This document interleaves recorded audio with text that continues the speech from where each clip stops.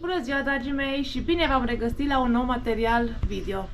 În episodul de astăzi vreau să vă arăt un fertilizant natural pe care îl folosim la florile din ghiveci, în special la mușcate, pentru că trebuie să avem un mediu plăcut atunci când lucrăm în grădină și trebuie să avem o grădină colorată. Bineînțeles, se poate folosi atât la mușcate cât și la alte flori de sezon. Aici avem flacără de foc. Despre ce fertilizant este vorba? Este vorba despre fertilizantul cu drojdie. Drojdia este un agent de creștere foarte eficient. Ea face să crească la propriu chiar și florile din ghiveci. Este plină de boboci florali. Și nu doar aluaturile din făină. Este un accelerator excelent pentru sorul plantelor. Este o sursă excelentă de proteine, aminoacizi, carbohidrați, vitamina B, fier, potasiu, calciu și alte minerale. Acționează ca activator pentru sol, ajutând la dezvoltarea și întărirea rădăcinilor. Aici în față avem un țânțar. Această plantă ne apără de țânțari. Lângă ea avem o mușcată. Uitați ce frumoasă este. Un ticlam. Este plină de boboci florali. Uitați, o explozie de boboci. Este un îngrășământ natural foarte bun, furnizând plantelor nutrienți esențiali pentru creșterea și dezvoltarea lor optimă. După cum am spus, stimulează și grăbește apariția florilor, crește rezistența și imunitatea plantelor. Pe lângă mușcate, urmează să folosim acest fertilizant natural și la aceste dalii care tocmai le-am cumpărat. Le vom pune în ghiveci, le protejează de boli și le ajută să se recupereze mult mai ușor dacă se îmbolnăvesc.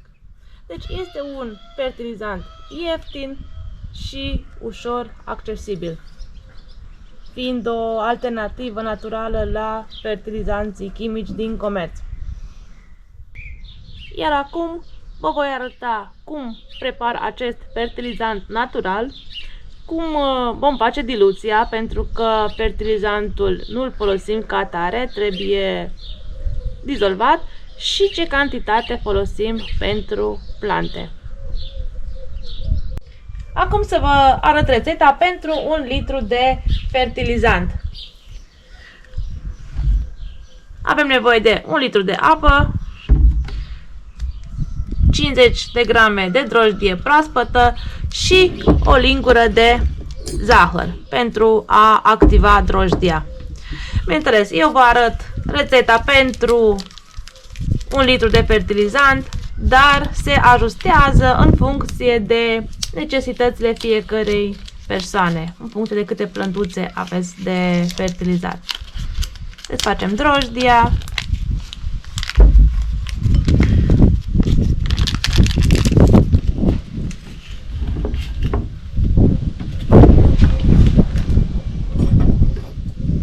Punem o lingură de zahăr.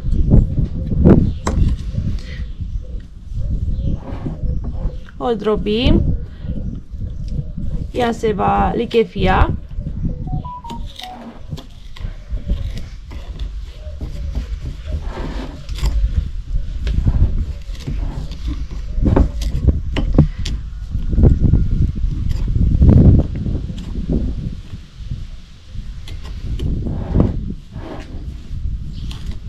Punem puțină apă.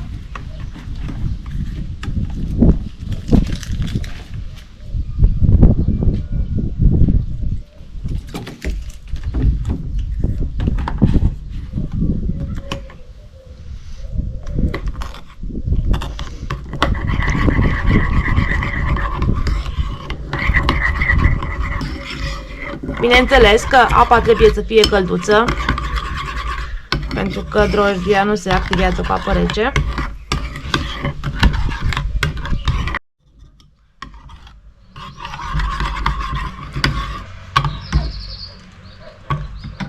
Am dizolvat drojdia, iar acum o vom lăsa 15-20 de minute să se activeze. Revenim.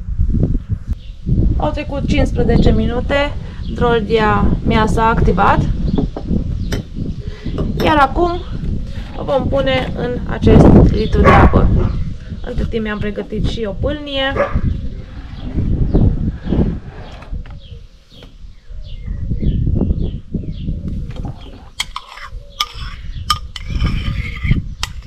Iar această soluție concentrată o voi lăsa pentru minim 2-3 ore în repauză.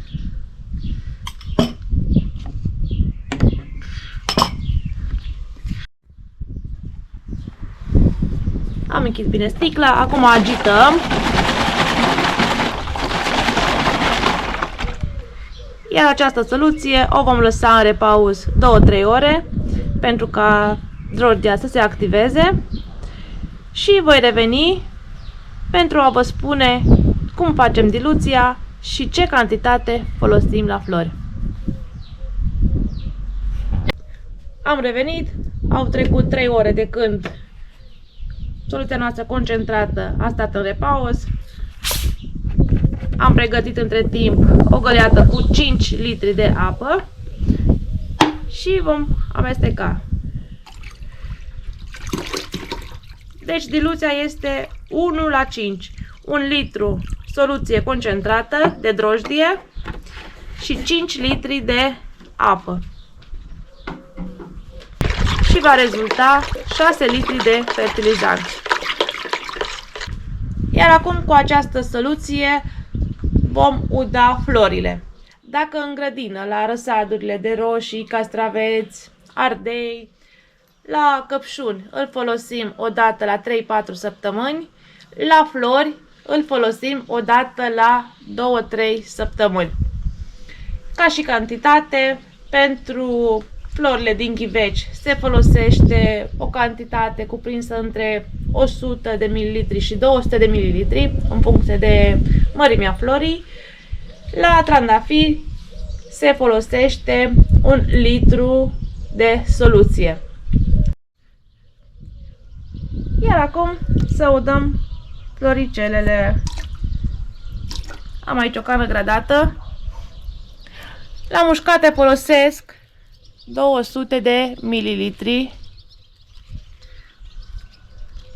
de fertilizant.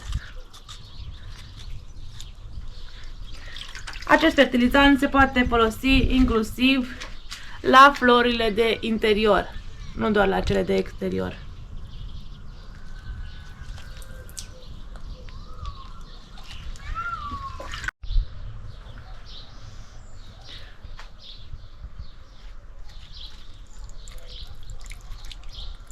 La mușcate punem 200 de ml, mușcatele mele sunt mai bogate, dar la dalii voi folosi 100 de ml.